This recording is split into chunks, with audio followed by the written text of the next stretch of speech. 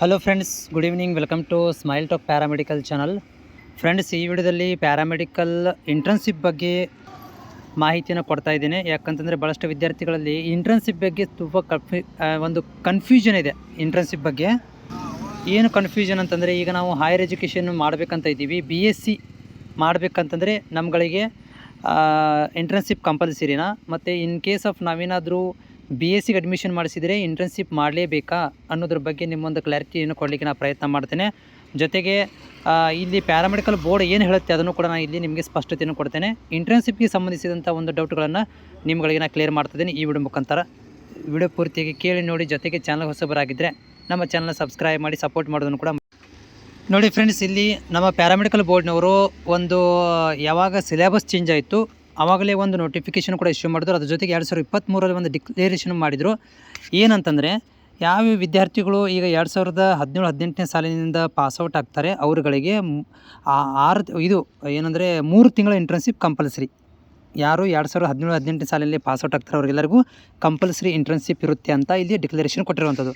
ಅದ್ರ ಜೊತೆಗೆ ಕೊನೆಯ ಪ್ಯಾರಾಗ್ರಾಫ್ನಲ್ಲಿ in case of students take up admission for the higher education, in case of ನೀವೇನಾದರೂ higher ಎಜುಕೇಷನ್ಗೆ admission ತೊಗೊತಾ ಇದ್ದರೆ, ಉದಾಹರಣೆಗೆ BSc MLT, BSc OT, BSc imaging technology, ಈ ರೀತಿ ಕೋರ್ಸ್ಗಳು ನೀವು ಮಾಡ್ತಾಯಿದ್ರೆ ನಿಮಗೆ ಎಕ್ಸಂಪ್ಷನ್ ಕೊಡ್ತೀವಿ ಅಂತ ಹೇಳಿದ್ದಾರೆ.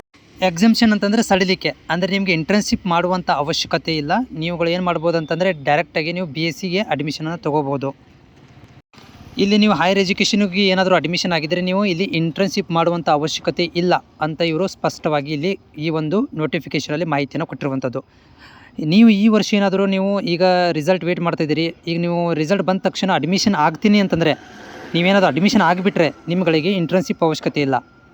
ಅಂದರೆ ರಿಸಲ್ಟ್ ಬಂದ ತಕ್ಷಣ ನೀವು ಅಡ್ಮಿಷನ್ ಆಗಬೇಕು.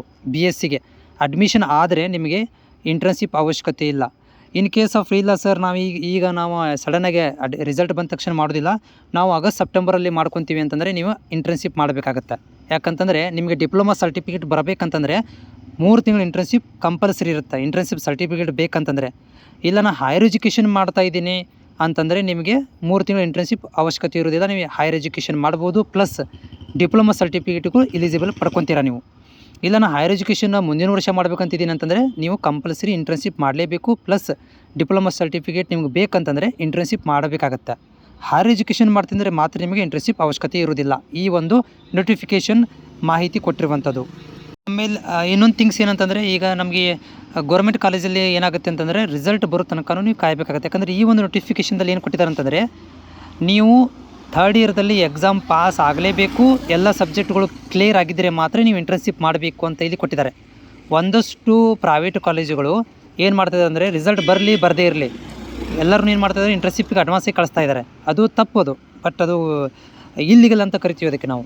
ಬಟ್ ಈ ಒಂದು ಗೈಡೆನ್ಸ್ ಪ್ರಕಾರ ಇಲ್ಲಿ ನೀವು ಸ್ಕ್ರೀನ್ ನೋಡ್ತಿದ್ದೀರಲ್ಲ, ಇದರ ಗೈಡೆನ್ಸ್ ಪ್ರಕಾರ 3rd ಇಯರ್ದಲ್ಲಿ ಕಂಪಲ್ಸರಿ ಪಾಸ್ ಆಗಿದ್ದರೆ ಮಾತ್ರ ಇಂಟರ್ನ್ಶಿಪ್ಗೆ ನೀವು ಮಾಡಬೇಕು ಅಂತ ಹೇಳಿದ್ದಾರೆ.